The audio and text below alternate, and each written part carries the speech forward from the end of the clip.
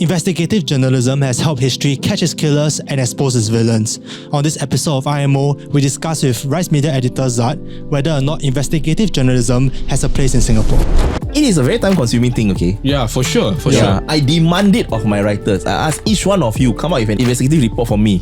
Yeah, I'll give you 4 months. Work on it 4 months. When I open it, there's this sense of trepidation, like I don't know how to live like that. And it really like messed up with my brains, really. So that's why I so relate so much with this story, this neighbor from hell. Hello everybody, welcome to another episode of In My Opinion. My name is John. My name is Lester. And my name is Beyonce. This time it's Beyonce, last time was Ariana Grande, but it's all the same. It's all the same. It's all great. The same. It's all great because it's the wonderful Zad, once again, from Rise Media. Before we get into today's topic, firstly, welcome back, Astha, for just 1 week. Because after that, next week he go and travel again. Yes. For how long? For 1 week. And then so John will be here for another week. That's why we're in this weird set. But AKA my room. Weird set. Once again, I didn't stumble. I didn't say anything. But anyways, before we continue, do follow us on our Instagram, Telegram, Twitch. What else? It's been a while. TikTok. Oh yes, TikTok. It's been a while. Yeah, these 4 platforms. If you Spotify also I guess, but like Spotify is not Overthink SG. We are Overthink SG everywhere except Spotify. Yes. Spotify is IMO. Correct. Beyonce says it right. Why? Don't ask me. Yeah, this fool. Because okay, long story, but we will get into it during the stream. So if you want, do join us on our streams. Yes. For more Talk Cock sessions. But today, the reason why we have Zad here is because, first of all, Zad self-invited himself. I did. And because he wrote a viral article, which is nothing short of a literary masterpiece. Wow.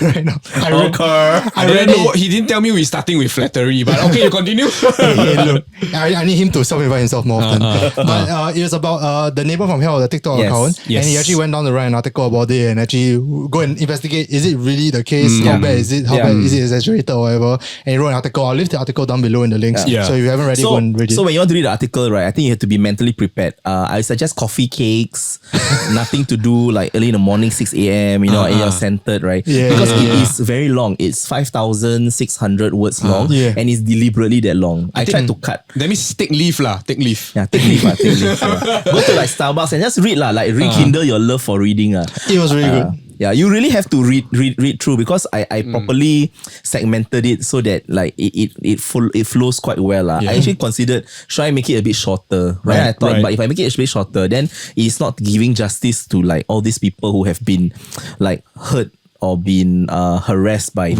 guy lah. Right. Yeah, I mean, that's the, I guess, the central topic we're going to talk about. But like beyond that, I think we're going to kind of expand it into investigative journalism because that is an example of investigative journalism. But I think the overarching question that I really want to have answered from like maybe from a journalistic point of view is why does Singapore not do this more often? Because in my head, right, like I for people who don't know what investigative journalism is, it's like those like journal pieces they wrote about like corrupt governments.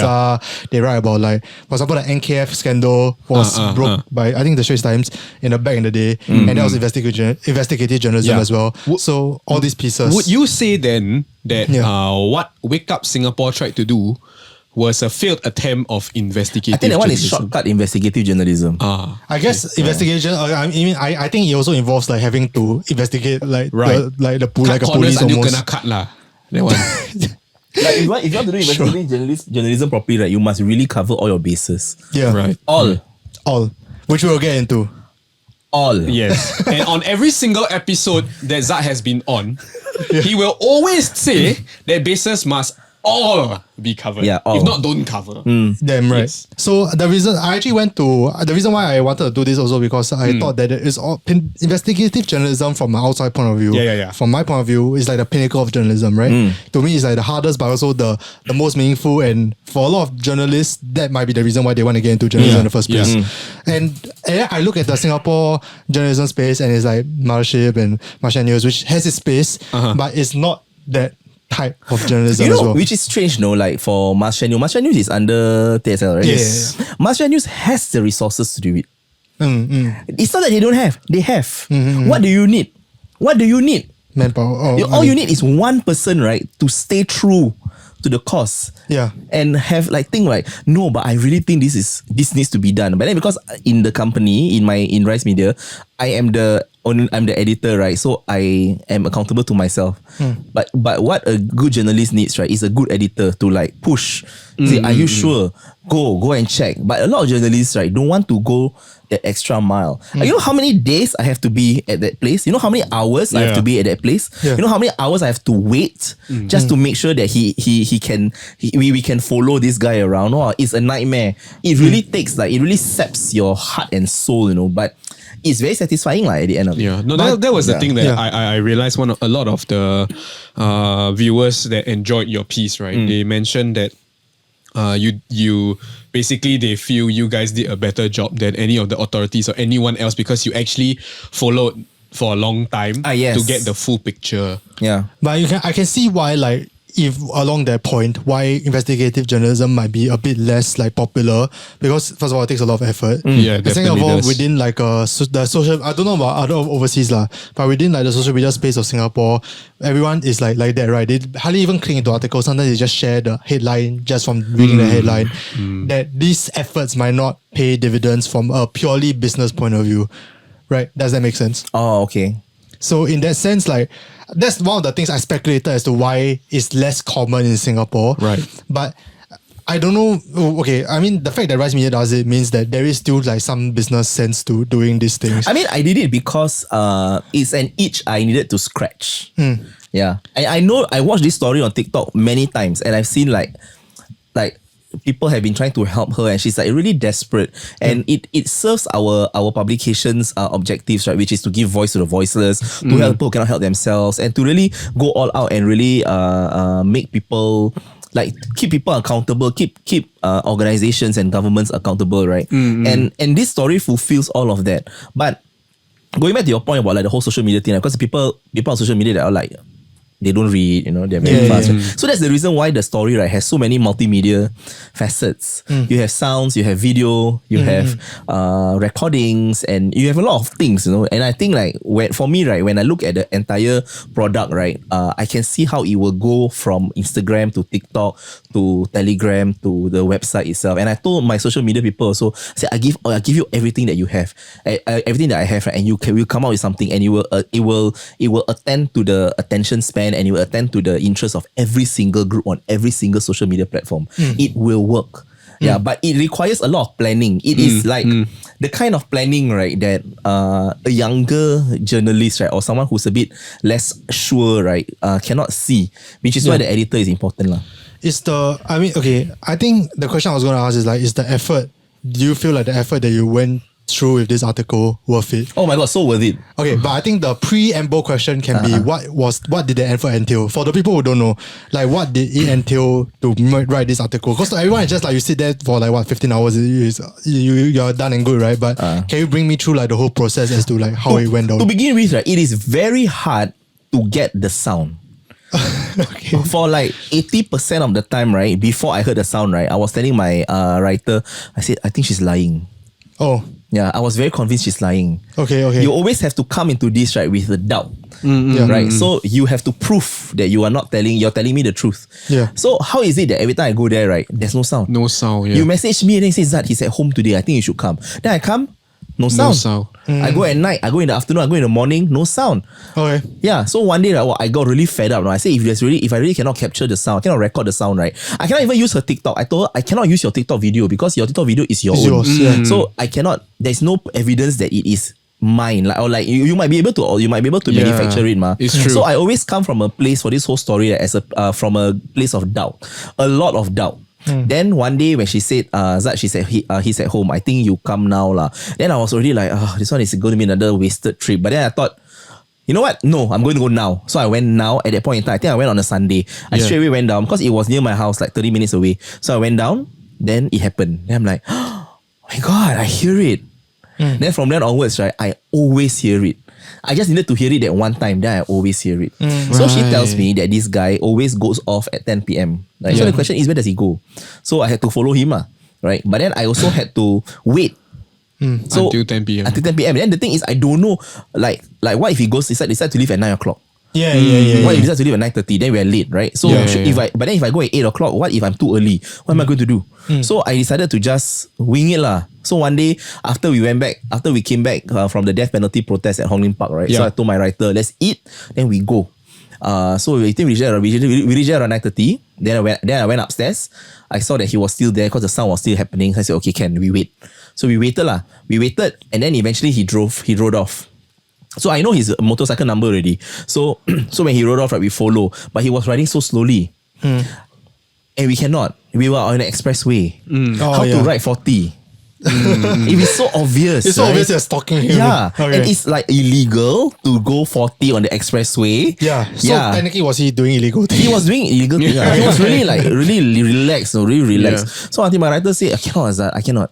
If I don't speed up, right, all these people are gonna honk at me. I'll get arrested. See. So I said, okay, like, just speed up. Then because we speed up, and we lost him. Okay. So I'm like, so that's the first night. I keep telling her name is Nicole. Like, Nicole! Oh my god, I can't believe we lost him. We lost him. Then she's like, Sir, don't worry, this is the first time. So I told her, okay, we do one more time. So I tell you, we do one more time. If we fail, right, then we fail. Then I will take that section out. So the second time we went, she said, don't worry, now we know what to do. We know where he goes. We know where we lost him. We can be one traffic light away and we still won't lose him. So we didn't lah. We didn't lose him. Then eventually we just followed. So when we reached the Bedok flat, right? I mentioned the article. When we reached the Bedok flat, it was a traffic light. So he mounted the curb, and then he stopped. So I was like, crap. What if he stopped and then he walked away? Then I don't know where he go, right? So I was like, traffic light. Okay, I go out now. Bye. So I left the door. I opened the door. Then I jumped out. Then she said, okay, go. I'll call you later. Yeah. So I followed. Then that's when I realized that he's just standing there. So we stood there for 3 hours. We also in the car. 3 hours? Yeah, we stood. We sat at the car park. We waited. Then I'm like, what was he? You did nothing for 3 hours. He just play Nintendo Switch. Okay, I read that part, which is quite funny. But like, no, the funnier thing is imagining you watching him playing Nintendo Switch. I think that's arguably more funny than him playing Nintendo Switch for 3 hours. And I wanted to pee, and I had to find toilet. And I was so worried that he would just drive away. So I was running everywhere. Like, where's the toilet? I don't know where he go. But like I guess how many hours would you say you put into this? Aside from actually writing the goddamn article, which I think took a very long time as well. I mean, I had to go for a holiday to write the article. I needed to get out, If not, I would not assemble it, right? Yeah. How many hours? You say just a rough estimate. 24? 24 hours. Yeah. Jesus. Okay, that's rough. Yeah. There's so much time. That's so much time for like cause it's not just you, right? It's another writer. So it's so this writer, she's my getaway car. Then I told her, I said, we have to follow him. Then she's like, I told her, you drive, right? Then she's like, I drive a Lexus. My car is a Lexus. Then I was like, Ken, it's okay, let's go. If we're gonna stake out, right, we will stake out in a Lexus. So we brought fruits and like bubble tea to drink. Yeah, so it's all bad. It wasn't all bad. It wasn't all bad lah, but it's just that when we lost him, right, it was very frustrating. Yeah. I also had to get interviewees, right? So coincidentally, on that day, I already managed to everything was very coincidental. So when I went on that day, the first time that I went and I heard the sound, an uncle from the 8th floor came up. I didn't plan it. The day that I went, the lift was spoiled. They were repairing the lift, so everybody in the block had to use that one lift. So I see all the neighbors passing by. They can hear the noise. I can see all the neighbors passing by. Then the uncle went up from the 8th floor. Then he spoke to the mother. Coincidentally, also on that very same day, the unit had a delivery from Shopee, so they had to open the door. Yeah. So the mother had to open the door. So the uncle was outside, right? Then uncle asked the mother, so that's the recording lah. It's like, right, like he was asking Chinese, what are you doing? Why you make so much noise? I live here 5 years already. Yeah. So that was the recording, and I was just standing at the side, like, wow. See. You go. Yeah, like that. Then after he's done, right? Then I went to talk to him at the lift lobby. Then when we were waiting for the lift, there was another guy at the back, right? So this guy, I think he was listening to our conversation but then eventually he left. Then he left. I left. I walked around. Then I went back up. So I just wanted to hang around. So when I was hanging around, the guy who was observing us just now, so he saw us. he saw me. Then he asked, "Are you writing a story about this?" Then I'm like, "Yes." Okay, let me tell you what happened. Oh, wow. So I didn't have to like, can I talk to you? Can I talk to me? Can I talk to me? Right. Like that. Yeah. But then I didn't have enough interviewees. Right. So I had to, so I wrote a letter. I wrote a letter in Indian, in Tamil, Chinese, and English. Not Malay, because the houses that I want to talk to, right, don't have Malay house. Oh, right? yeah. I did my research. Then at the middle of the night, Wait, time out, how?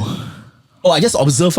Oh, shoot. Okay. Yeah, okay, I always okay. stand at the opposite block and then I just look and see like the houses. Okay. So I made the letter, I folded it, and then at 11:30 at night, I went to each house and put it under the door. Yeah. Wow. I just put. Then I waited. Yeah. So eventually, the guy, someone contacted me. Responded lah. Yeah. So I talked to him. I mean, this 24 hours that you took to not even write the article, like the investigative part of it, right? Like, if you count like let's say two writers, that's like 48 man hours. Right? I'm just trying to think from like a cold-hearted businessman point of view, right? That's like 48 man That's hours, true. which if you look at any other article, let's say you spend like 3 hours to write a normal news article. Yes, There is yes. like 16 possible articles that could have come out instead of this one. Like, what in your head or like Rice Media's head, like how does that equation like balance out in your mind? Because I think not every article has to attend to business needs, right? Okay, fair enough. Yeah. No, but I think that also answers an earlier question of yours, whereby you asked why it's so rare in Singapore for people to do investigative journalism. Yeah.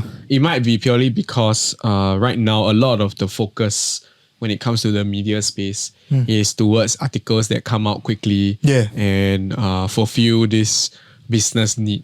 Because now media is seen as a business model more than something to deliver or send a message kind lah.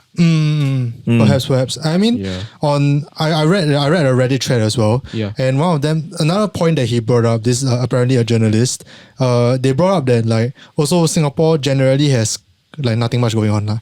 Like in Not terms of necessarily. like corruption or like bigger things, like they are more transparent in the things that have gone on. So there's not much need for like investigative journalism other than they keep bringing up the NKF scandal lah. So that's But that's point. the thing. I think because people expect investigative journalism, right, to be like a big thing. This story is not Big. Okay. It's not a big thing. It's someone making noise for 11 years and coincidentally she has all the evidence. Coincidentally, the day before that, Daryl David came over to talk to her. She has it all on camera. So and she's very open to with the communication with me. So it's as a story, right? It doesn't bring down governments or it doesn't bring down like companies or organizations, right? Yeah. But it's like the reason why this story works, right, is because all of us have had a noisy neighbor. It's very relatable. Yeah. But then it's to the extreme. We either have a neighbor who is annoying, always leave the things lying outside, or we have someone who's extreme like this. In fact, this story came out, right, because I was very empathetic towards the situation. When I first moved in, right, everything was okay in my current house. So everything was okay. Then one day, I came home and I found dog urine at the front of my door. Okay. I know it was dog urine because I was on my hands and my knees wiping the thing, right? So I wanted to know why it is, so I smelled it. So yeah, this is confirmed dog urine. And then you can see that, I am very like tactile. So, and you can see that it's dog urine because it's like a stream, you know? And cats don't pee like that. It's not their thing. So, coincidentally, I heard a dog barking from the opposite unit. Like directly opposite mine. So, I put two and two together lah. Like, so I'm like, what the fuck? So I went over to the unit. I say, your dog pee at my door. Then the guy, the lady said, no, don't have. So this lady just moved in because her tenants moved out. So she moved back in and lived at the house. So she wanted to celebrate lah, like family, family all came. But then one of the family members brought a dog, and the dog was yapping. So I thought, okay, this one is confirmed that dog lah. Yeah. But then after I clean up everything, right? After I say, oh, so no one, so you didn't do it lah. Okay, can, never mind. So I went back. But that incident, right, left a deep mark on my mind because I thought, like, does somebody in this block hate me? Am I a target or some sort of attack? So for 1 week, right, I was super paranoid. Every time. I'm so sorry. Oh my goodness.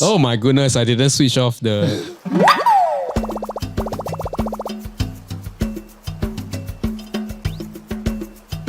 Okay, so we're back from our camera break, and Zat was in the middle of telling us about the dog pee story. Yeah. Oh my god. So after I realized that it's a dog, it's dog pee, right? And I know that it's not this neighbor that did it lah. So fine.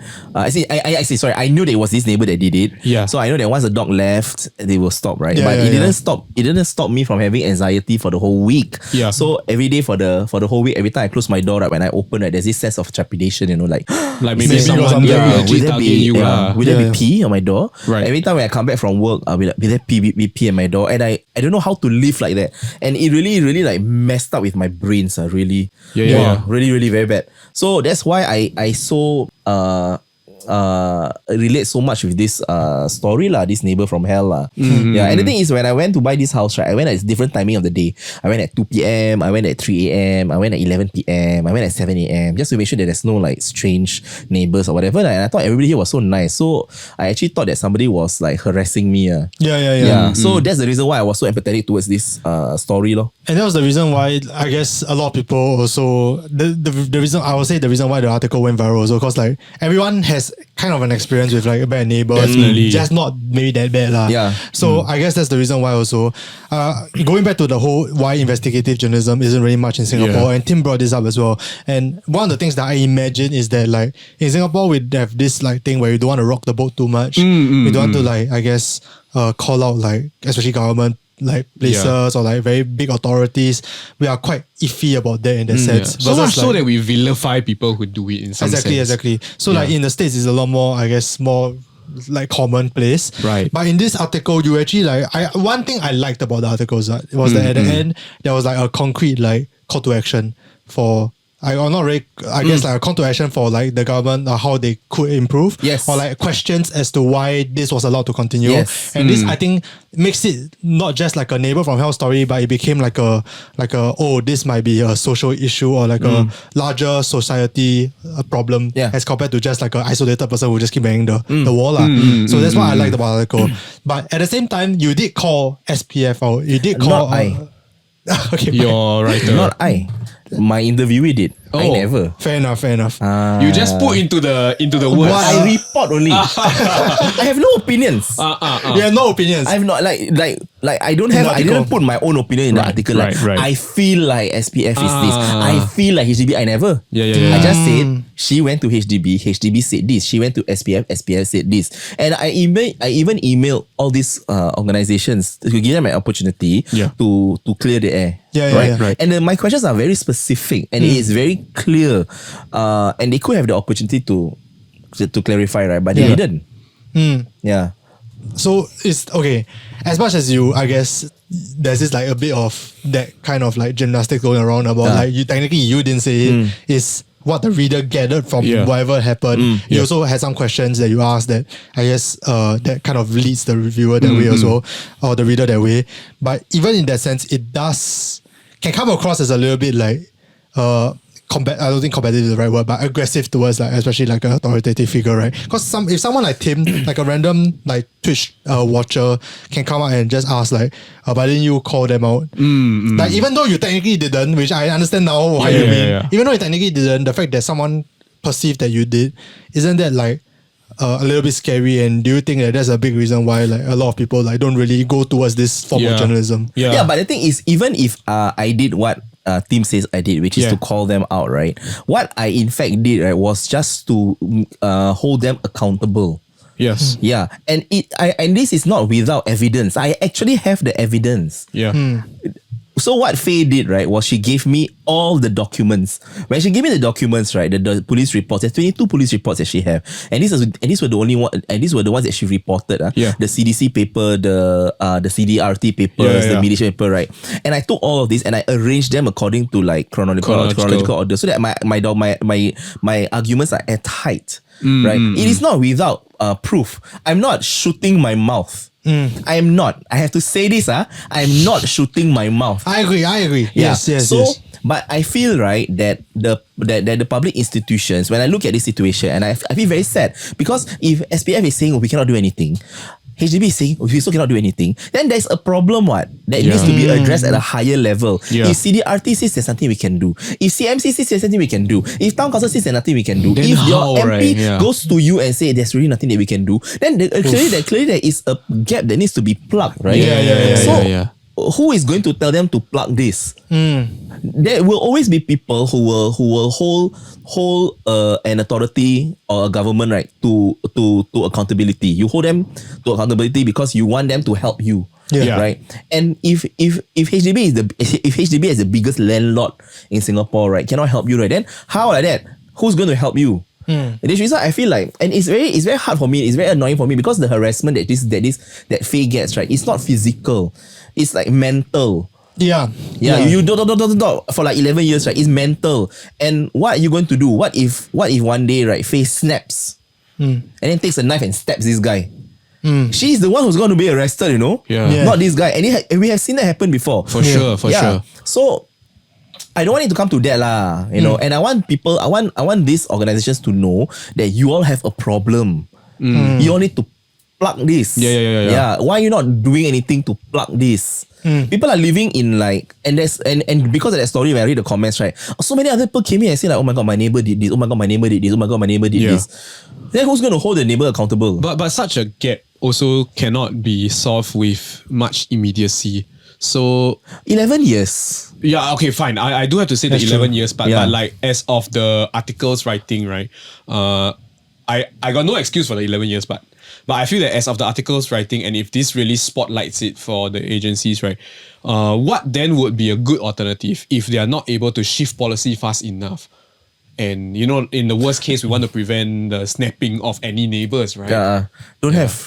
They must change the policies now. So if we end up like this with just the end of the discussion around this topic as with just a then how, right? Isn't that I don't know, that's quite a scary thought. I think which is why my article, right, has to be, is so much, there's so much evidence. So that I want the governments to know that, look, I have the evidence. It's true. She is not like lying. I have the receipts. I have the emails. I cannot publish all of it, but I have the emails. So she recently told me, she says that if because she was reached out to by someone from Ministry of Law, right, which is a great thing, and this person said, you should try again, right? Then I told her, you should try again, especially if this person is going to support you lah. Then she asked me, will you be able to help me like sign if like they ask like, is this true? I say yes, I will gladly do it. Okay. To verify lah. To verify. It's very sad if really nothing can come out of this. I'm not trying to be combative. I'm not trying to be sensational. I'm just saying that who's going to help these people? Like the neighbor upstairs, the neighbor that was interviewed, right? He said that he might have to put his baby plans on hold. You know how sad that is when I look at it? So like, you have to put your baby plans on hold. Yeah, that's not fair to my wife, right? Then suddenly I thought like, oh yeah, what if your wife is pregnant, right? And then she has to suffer through all these things. Then she's very stressed. Then something bad happens to the baby. That's tough. Yeah, that's true. I mean, a lot of the underlying assumption as well that I have of investigative journalism, or like, I guess journalism as a whole, is that ideally we want, even like for IMO, right? Ideally we want our content pieces to be meaningful and like, I guess, inspire social change, right? But I guess maybe from a cynical point of view, much of the reason why people don't spend the effort to do investigative journalism or spend the 24 hours that you did is also because like they don't believe that whatever that would amount to anything, right? So to what extent do you believe that the article they wrote would amount to anything?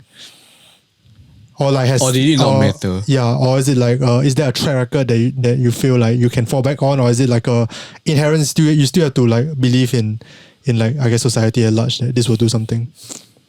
Well, very hard. Yeah.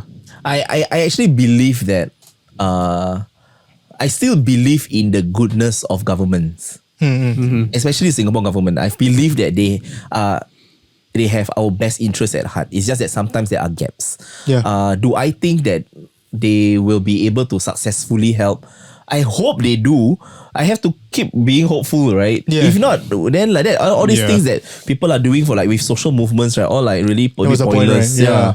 So you really have to have a bit of hope, right? And I feel like the fact that I have a bit of hope, right, is a good thing, because I still do believe in the power of these institutions. They really can do something, one. Don't say that, it takes very long to do the bill, right? When we had COVID, right, they immediately put out this bill, they put out that bill. Yeah. So why cannot? Yeah, and the thing is, a lot of the reports, a lot of the cases of like neighbor harassment, right, really goes unreported because people are like, what are you going to do? Yeah, it's always this like, what are you going to do, right? And then now we know the limits of it, right? I presented the limits of it, so people now are a little bit more aware. Man, okay. I mean, it's almost a bit like this reminds me a little bit of like the topic that we had with Jian Hao. Also, when he said that like he had to measure up against business and production, is it? Like business or his like his artistic like needs or whatever. Like for us, we pride ourselves on like a bit more like I guess meaningful thing. Even though sometimes we don't really do meaningful for content. now lah. Yeah, for now. But like some businesses they have to pride them. They have to like for the sake of like the employees and also the people who own the business. You have to put like you have to be a bit more calculative in that sense. And unfortunately, like it comes across. Investigative journalism, I feel like, is almost like the pinnacle of like moralistic values in the journalism world. But at the same time, like that doesn't pay the bills.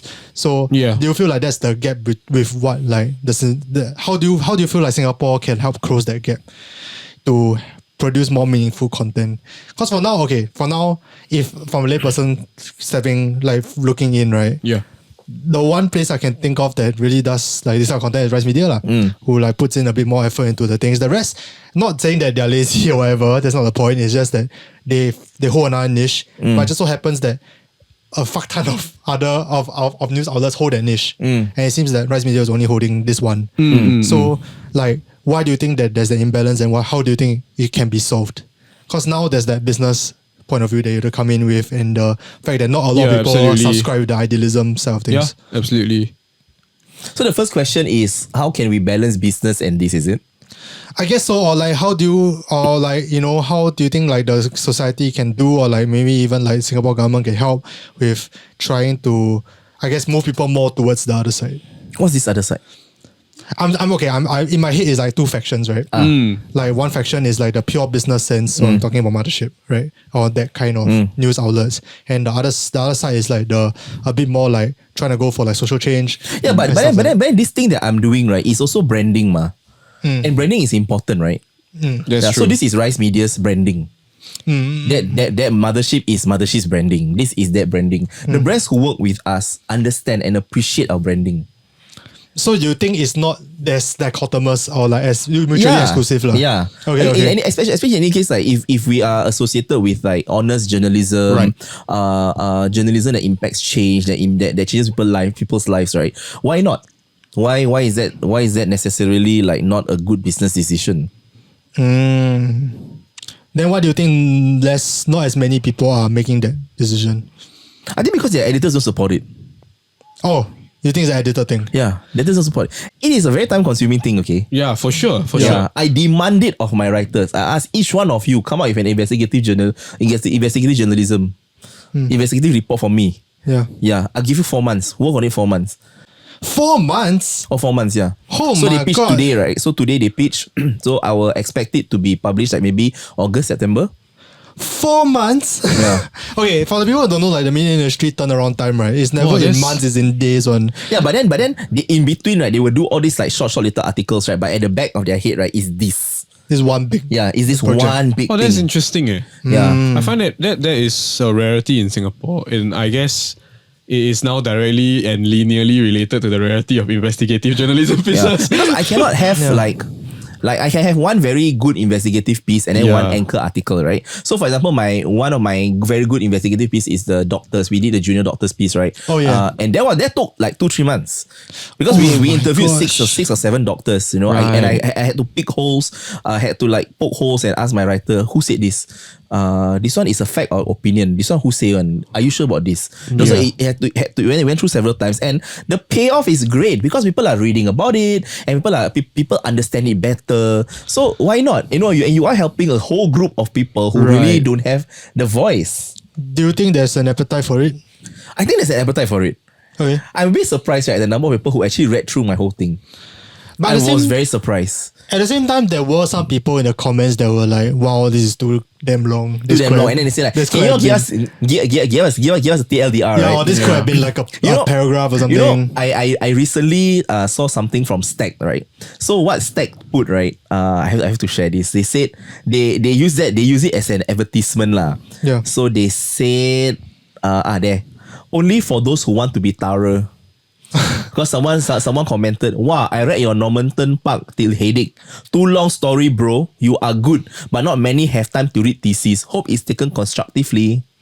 Then their response is, "Only for those who want to be thorough. Get detailed content. Click." Yeah, really. Oh no, is that ad? Yeah. Oh my god. Oh my goodness, it's an actual ad. Yeah, it's so brilliant. So when I saw that, I'm like, oh, okay.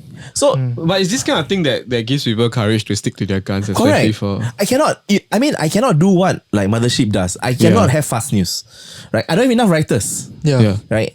And we are not that kind of publication. We are slow news. We are thought leadership, a lot like social change, etc. Right?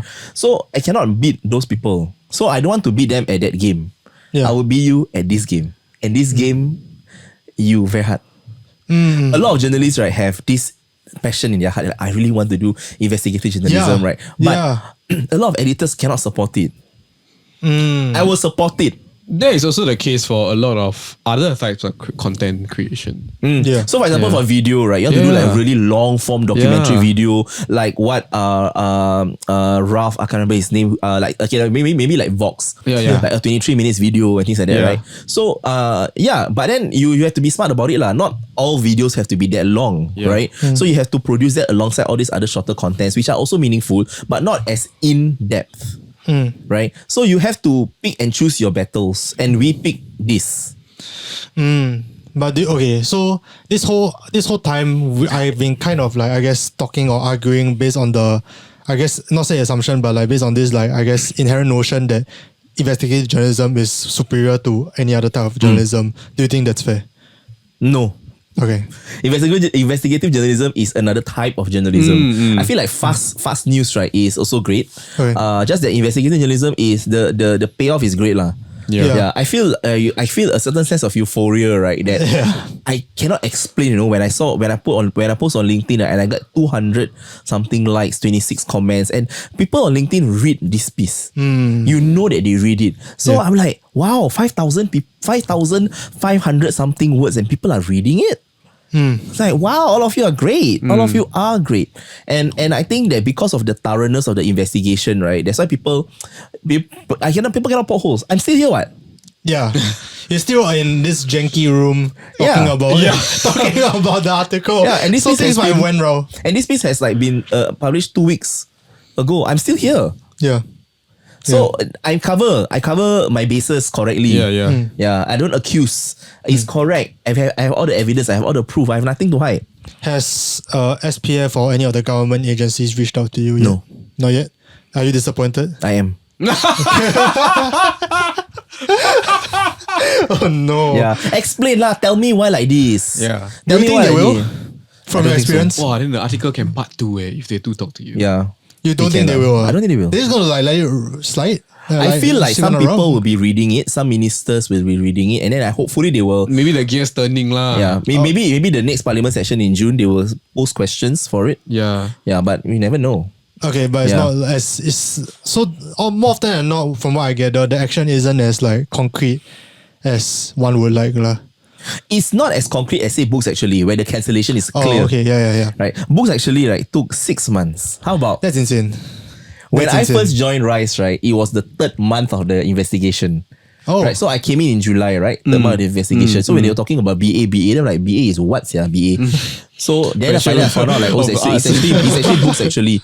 Then July, August, September, then it's published. Then I was looking at the past edits, right? It has been like in public, it has been written since like March, April.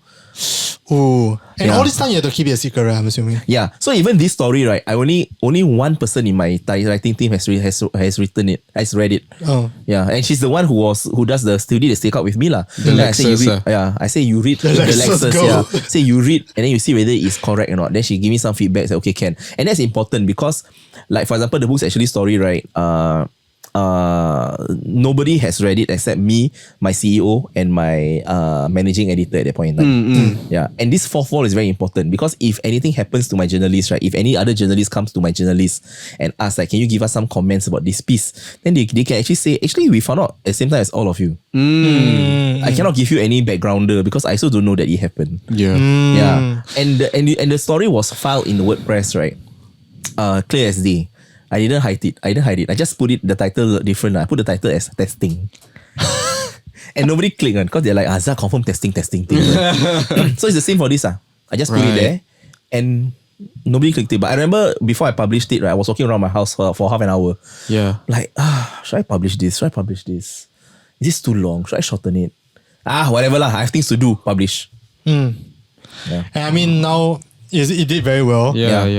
I mean, of course, I feel like there would have this kind of content, like no matter what, there will be people who don't like. It's for sure, yeah. Yeah, like even like for example, like John, like he didn't read through the first time. Haven't finished. Yeah. So it really depends on like the person. But interestingly enough, right? I feel that now that I have been in the media industry for coming to 5 years, my perspective has and my base, right? My base has always been around fast content, right? Fast content that hits the most number of views, the fast content that can reach the largest audience ASAP. In like the shortest amount of effort, right? Yeah. So much so that like I find it extra admirable, right? That you all go and put in the extra mile just to push out something like this. Because I can also see clearly how little the potential, how much the opportunity cost, the potential opportunity cost will have been. Yeah. Right. And this is something that I can't rationalize at the end of the day, right? Whether which is better, right, for the media industry at large, or whether it should even be two separate things. You know what I mean? Because now there is a trend towards a lot of media publishers wanting to go for quick content that gets the most clicks. Of course, right? Because most of the time media is now synonymous with advertising, right? Or marketing, online marketing. Yeah. But at the same time, right, at the core of it, there's also stuff that you all do at Rise, right? Which is, I don't want to say the complete opposite, but far enough for people to be like, hey, why this one like that? Why this one, why that one like that? Okay. But I can't decide whether, firstly, which is better, and secondly, whether necessarily we need to have one being better than the other. Yeah, is there a better? Yeah, is there a better? I don't think there's a better. I think they both exist on very different planes. Right. Yeah, I also like fast and good content. Who don't consume fast and good content? That's true, right? Like TikTok, but TikTok for instance, right? Yeah. So I also consume the kind of content, but there's a special place for stories. Yeah. Yeah, and absolutely. And thankfully, I'm in a publication that supports that. Right. So, but if one day this publication stops supporting that and they say, okay, maybe we should do something else, right? Then okay lor. I just cannot tell this kind of like very long form stories But this kind of long form story, right, is really writer initiator one. If the writer wants to do it, they will do it. The only people who know I was doing this, right, was my Lexus driver. Lexus getaway. Yeah, my Lexus writer. She's the only one who knows about this. Yeah. Right? So I always tell the other, I say, okay, so my progress is this, my update is this, that's all. Then, okay. So if let's say you one day Rise changes its stance and it wants you all to move away from this kind of content, would you then say that you will belay your idealism and hunker down and do what this organization you're in now asks you to do, or will you move?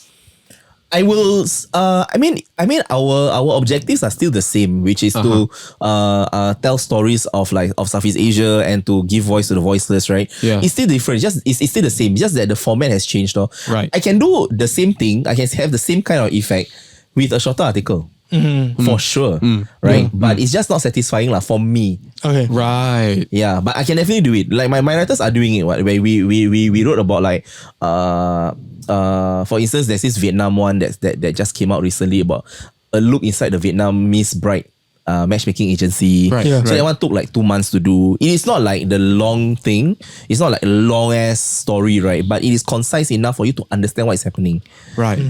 Yeah. So, but for me, I love. Like I came to Rise because I wanted to do this kind of story because I know the space is given, but I don't ignore all my other duties. Right? I'm not like oh, I cannot do this because I have to do my investigative journalism. Yeah, I do my investigative stuff after hours at 11 p.m. on weekday, on weekend morning, weekend afternoon. I never complain about because this is what I want to do. Right. So it doesn't change my responsibilities. So that's why I need my writers to understand as well. You know, you can do this investigative journalism, but you just do it on the back burner, and that's the reason why it takes so much time. But if it's a story worth telling, right? Why not? Especially if you can change people's life, why not? I need final thoughts, John. I still hold high admiration for investigative journalists because I think in this fast trending towards fast content, fast moving media space, I see a lot of people get burnt out doing things quickly and to some degree meaninglessly. Yeah. Right. And that's where I feel that sometimes even though you guys investigate things very deeply and even though you have to do this after hours and into the late hours, it still feeds into something that people cannot necessarily immediately pinpoint. And I think that is a good, if anything, that's one of those good things that comes with pushing a quote unquote passion project. Yeah. And those are, I think personally, it might be good for more media agencies to try to push for that kind of content because it really does encourage the individual writer, creator, anyone, whatever, right, to keep their headspace lah. Because most of the time people get burnt out and then after that they just get disenchanted and then they completely stop doing what they used to do. And that sucks because you lose a potential talent. Yeah. You know? Yeah. So any other final thoughts? If you are a freelance writer, fill in the form that Astha received. yeah, so just so email many questions. Email me like so I'm Zad at risemedia.co. Email me with your pitch lah. Then we will see how it works. Yeah, I really want to have my my freelance writers right to be able to do this as well. But it's very hard. So like right now I'm already working on the second investigative journalism work already. Like stay tuned. Now it's June, right? So July, August, so September that will come out. Okay, excited. Yeah, this one will be quite interesting. Like even when I was telling you about this story, right, before it became this big, right, I also didn't like I mean very light of it. Like you're just making noise on that's all. So you never expect it to like this is the story, right? Yeah, but for this next one, that would be quite interesting. All right, we're looking forward to it. And once again, thank you, Zach, for coming on the show. Thank you so really much for appreciate being it. here. You're going to become the person who come on the show most often. Yay! I think you've been on the show Win the the most award, number of times. Yeah, it's correct. It should be that way. And you need a little medal for it. We'll give you a medal at the end We'll of bring you a season. t-shirt with Astha's face on it. Okay, I will wear it. Will you wear it? I will. For real? Yeah. Dude, we're doing it. Thank you guys so much for being here. Really appreciate it. Next week will be John and whoever else he has. And with that, thank you guys so much. Stay tuned next week. See you guys next week. Stay safe. Don't get COVID. Bye-bye. Bye. Bye.